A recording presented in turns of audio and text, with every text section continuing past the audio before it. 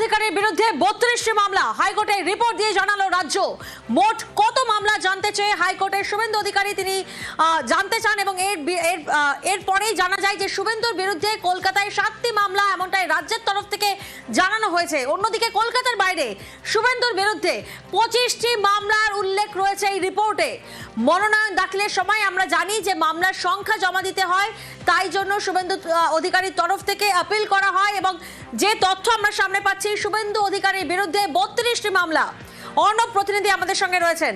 অর্ণব, দেখো, রাজ্যের বিরোধী দলনেতা শুভেন্দু অধিকারী তিনি দুটি জায়গা থেকে এবার নির্বাচনে প্রতিদ্বন্দ্বিতা করছেন। নন্দীগ্রাম তার নিজের বিধানসভা, যেখান থেকে তিনি বিধায়ক, তার পাশাপাশি ভবানীপুর।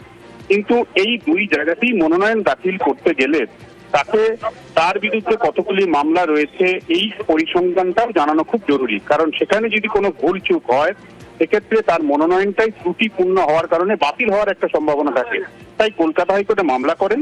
কলকাতা পুলিশের 7টি মামলা রয়েছে শুভেন্দু অধিকারীর বিরুদ্ধে।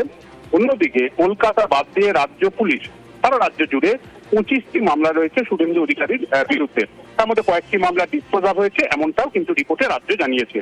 রাজ্য এই রিপোর্ট দেওয়ার পর শুভেন্দু অধিকারীর বিরুদ্ধে 2021 সাল থেকে এখনো পর্যন্ত এই 32টি মামলা, এর বাইরে মামলা নাই। রাজ্যের এই রিপোর্ট শুভেন্দু অধিকারীর আইনজীবী বিল্লদল ভট্টাচার্যের হাতে তুলে দেওয়ার নির্দেশ দিয়েছেন বিচারপতি সৌগত ভট্টাচার্য। এবং এক্ষেত্রে মামলার সংখ্যা নিয়ে যে অস্বস্তি ছিল শুভেন্দু অধিকারী, নির্দিষ্ট সংখ্যা না বললে মনোনয়নটা কোথায় সমস্যা হতে পারে, সেই বাধাটা আজ কাটল বিচারপতি সৌগত ভট্টাচার্যের নির্দেশে। বেশ।